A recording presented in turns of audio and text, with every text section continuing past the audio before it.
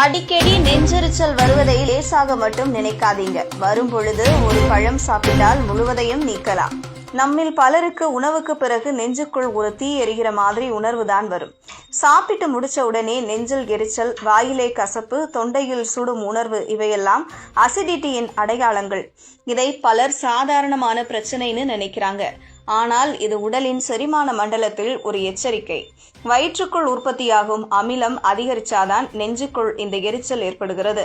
அந்த அமிலம் சில நேரங்களில் தொண்டைக்கே மேலே வருவதால் தான் கசப்பாக உணர்கிறோம்.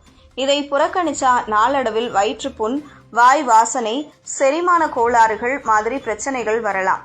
இந்த எரிச்சலுக்கு உடனே மாத்திரை எடுத்துக்கொள்ளாமல் இயற்கையான வழியை சிந்தியுங்கள். நம்ம வீட்டு சமையலறையிலேயே கிடைக்கும் ஒரு பழம் வாழைப்பழம் தான் இதற்கான மிக வேகமான நிவாரணம். ஆம், ஒரு பழம் மட்டும் நெஞ்சுக்குள் எரியும் தீயை கூட சுட சுட அணைக்கும் சக்தி உடையது.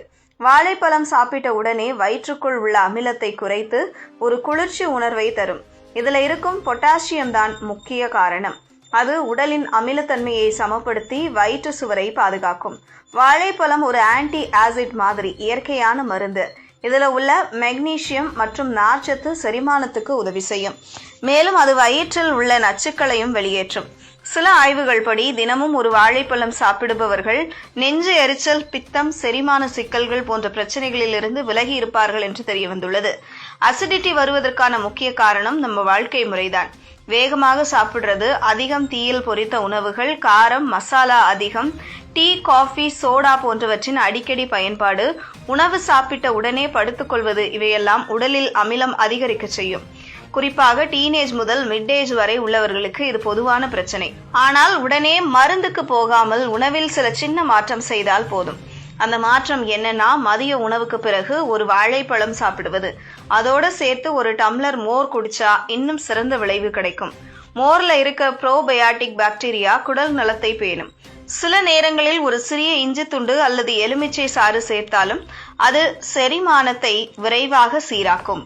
அதே நேரத்தில் வயிற்றில் உள்ள அமிலத்தன்மையும் குறைக்கும். வாழைப்பழத்தில் உள்ள அமிலத்தன்மை கட்டுப்படுத்தும் தன்மை உடலின் pH நிலையை சீராக வைத்துக் கொள்ள உதவுகிறது. இதனால் நெஞ்சு எரிச்சல், வாந்தி உணர்வு, வாயில் எரிச்சல் மாதிரியான பிரச்சனைகள் தானாகவே தணியும்.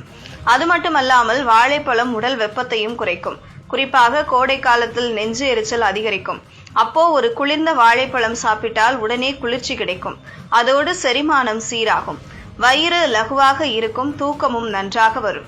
இது ஒரு சிறிய பழம்தான், ஆனால் இதன் சக்தி பெரிய மருந்துகளை விட அதிகம். அசிடிட்டி, பித்தம், நெஞ்சு எரிச்சல் மாதிரி பிரச்சனைகள் எல்லாம் ஒரே நாளில் மறையும். மருந்து கடைக்கு போக வேண்டிய அவசியமே இல்லை. அடுத்த முறை நெஞ்செரிச்சல் வந்தா உடனே ஒரு வாழைப்பழம் எடுத்துக்கோங்க. நம்ம ஊர் இயற்கை மருந்துதான் உடனடி நிம்மதி தரும் இயற்கையின் சிறந்த பரிசு.